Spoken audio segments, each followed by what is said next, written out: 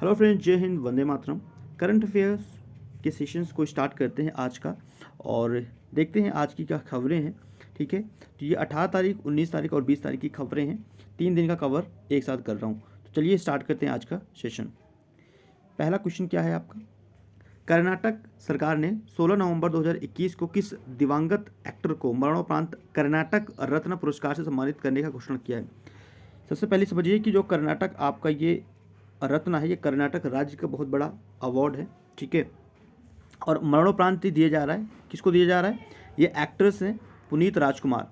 इनका हाल ही में निधन हो गया था, और दक्षिण भारत के बहुत ही बड़े एक्टर्स थे। ठीक है, अभिनेता थे, और इनका हाल ही में निधन हो गया था हार्ट अटैक की वजह से। और कर्नाटक राज्य ने, कर्नाटक सरकार ने, गवर्नमेंट ने ये डिसाइड किया है कि इनको कर्नाटक रत्न अवार्ड पुरस्कार दिया जाएगा, पुनीत राजकुमार। ठीक है, चलिए नेक्स्ट क्वेश्चन। हाल ही में केंद्र सरकार ने 5 राज्यों के सर्वाधिक पिछड़े 44 जिलों में ई गवर्नेंस का लाभ देने के लिए कितने करोड़ रुपए की मंजूरी दिया है? तो केंद्र सरकार ने 5 राज्यों के सर्वाधिक पिछड़े 44 जिलों में ई गवर्नेंस को लाभ देने के लिए कितने करोड़ रुपए की योजना को मंजूरी दे दिया है? देयर आर 4 ऑप्शंस, और आपका राइट आंसर बनेगा 6,466 करोड़ रुपए। ठीक है, 6,466 करोड़ रुपए। क्लियर है डियर? हाल ही में देखो, केंद्र सरकार ने 5 राज्यों के सर्वाधिक पिछले 44 जिलों में ई गवर्नेंस का लाभ देने के लिए 6,466 करोड़ रुपए की योजना को मंजूरी दे दी है। जो केंद्र के मंत्री हैं, केंद्रीय मंत्री अश्विनी वैष्णव ने बताया कि योजना में सबसे ज़्यादा उड़ीसा के 3,933 गाँवों को शामिल किया गया है। आंध्र प्रदेश की बात करें तो 1,218 गाँव को इस योजना में शामिल किया गया है, जबकि झारखंड के 827 गांव इस योजना का हिस्सा होंगे, और छत्तीसगढ़ के 629 और महाराष्ट्र के 610 गांवों में संचार तंत्र मजबूत किया जाएगा। Next question. किस देश ने 17 नवंबर 2021 को यूनेस्को के कार्यकारी बोर्ड के 2021-25 के कार्यकाल के लिए एक बार फिर से चुनाव जीत लिया है? तो किस देश ने? तो यह भैया हमारा देश इंडिया। ठीक है, इंडिया, ऑप्शन ए। ठीक है, तो यूनेस्को के कार्यकारी बोर्ड के कार्यकाल के लिए एक बार फिर से चुनाव जीत लिया है इंडिया ने। नेक्स्ट, व्यापार रिश्वत जोखिम को आंकने वाली वैश्विक सूची में भारत पिछले वर्ष के अनुसार 5 पायदान खिसक कर किस स्थान पर आ गया है? तो कौन सा ये भैया आपका ये है? व्यापार रिश्वत जोखिम। भारत पिछड़ के 5 अंकों पीछे आ गया है, और यहाँ पे पहुँच गया है 82वें स्थान पर। देखो, भारत 44 अंकों के साथ साल 2021 में वैश्विक रिश्वत जोखिम सूचांक में 82वें पायदान पर आ गया है। 82वें पायदान पर आ गया है। पिछले साल के मुकाबले इस साल भारत की रैंकिंग में 5 अंकों की गिरावट आई है। गौरतलब है कि इस साल 2020 में भारत 45 अंकों के साथ सूची में 77 नंबर पे था, और इस सूची में 194 देशों में शामिल किया गया था। इस साल के आंकड़ों के मुताबिक उत्तर कोरिया, तुर्कमेनिस्तान, वेनेजुला और इरिट्रिया सबसे अधिक व्यापारिक रिश्वत जोखिम वाले देश हैं, जबकि आपका डेनमार्क, नॉर्वे, फिनलैंड, न्यूजीलैंड और स्वीडन में सबसे कम है। ठीक है, नेक्स्ट क्वेश्चन। निम्न में से किसे आईसीसी क्रिकेट समिति का अध्यक्ष बनाया गया है? देखो, अगर इससे पहले कौन थे तो अनिल कुंबले थे। अनिल कुंबले ये स्पिनर बॉलर थे इंडिया के, और ये आईसीसी क्रिकेट समिति के अध्यक्ष थे। लेकिन अभी इनको हटाकर बनाया गया है सौरभ गांगुली को। ठीक है, सौरभ गांगुली को नियुक्त किया गया है। नेक्स्ट क्वेश्चन है, पश्चिम बंगाल सरकार ने घर घर राशन पहुंचाने हेतु किस नई योजना की शुरुआत किया है? कौन सी योजना है भैया? ये है आपकी द्वारे राशन योजना। ठीक है, द्वारे राशन योजना को शुरुआत किया है ममता बनर्जी सरकार ने। पश्चिम बंगाल की मुख्यमंत्री ममता बनर्जी ने हाल ही में द्वारे राशन योजना का उद्घाटन किया है। इस योजना के तहत राशन डीलर जो होगा राज्य के राशन कार्ड धारकों के घर जाकर राशन की डिलीवरी करेगा।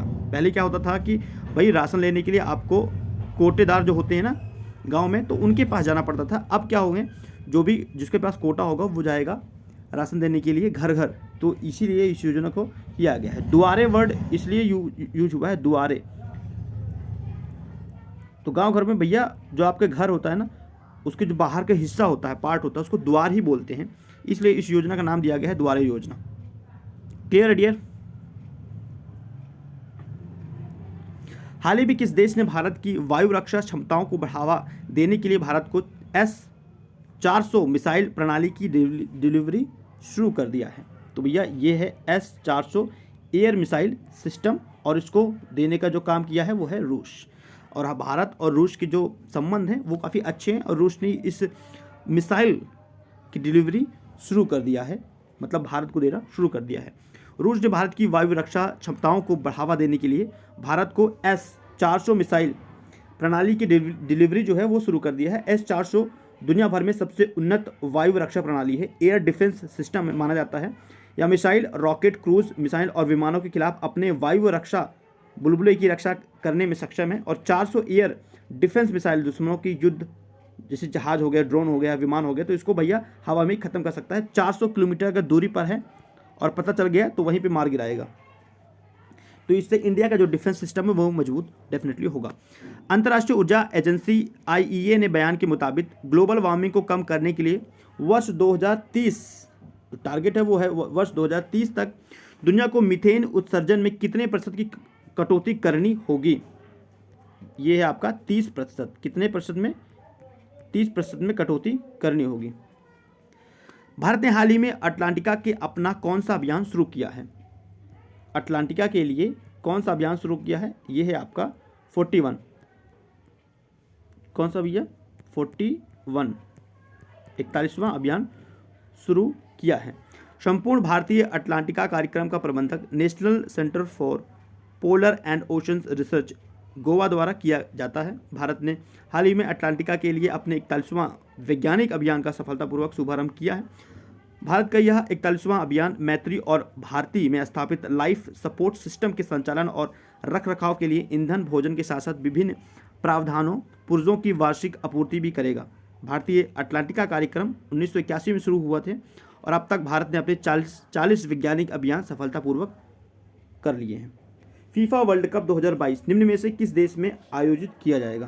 फीफा का जो वर्ल्ड कप होगा 2022 का, वो कौन सी कंट्री में हो रहा है भैया? वो है कतर। ठीक है, 2022 का FIFA world cup Qatar country में होगा। उत्तर प्रदेश के किस शहर में 17 नवंबर से लेकर 19 नवंबर तक एक हॉट एयर बैलून कार्यक्रम का आयोजन किया जा रहा है? तो यह कौन सा भैया? वाराणसी में किया जा रहा है। किसमें? वाराणसी। ऑप्शन नंबर डी आपका करेक्ट है, वाराणसी शहर में। वाराणसी में 17 नवंबर से लेकर 19 नवंबर तक एक हॉट एयर बैलून कार्यक्रम का आयोजन किया जा रहा है। अधिकतम 1000 फीट की ऊंचाई तक जा सकने वाले इस बैलून में एक बार में 30 लोग उड़ान भर सकते हैं। बैलून को उड़ाने और उतारने के लिए राजघाट के सामने डोमरी, CHS खेल मैदान, BLW खेल मैदान और सिगरा स्टेडियम को स्टेशन बनाया गया है। बैलून उड़ाने के लिए 8 पायलट काशी आ गए हैं, इनमें से 7 विदेशी हैं। ठीक है, तो काफ़ी एक्सपीरियंस लोग ही उड़ा सकते हैं। ठीक है, जैसे कि आप देख सकते हैं काफ़ी इसकी हाइट काफ़ी अच्छी रहती है। हाल ही में दिल्ली में स्थित रक्षा अध्ययन और विश्लेषण संस्थान का नाम किनके नाम पर रख दिया गया है? तो भैया नामकरण यहाँ भी चल रहा है और ये नाम रख दिया गया है मनोहर पर्रिकर।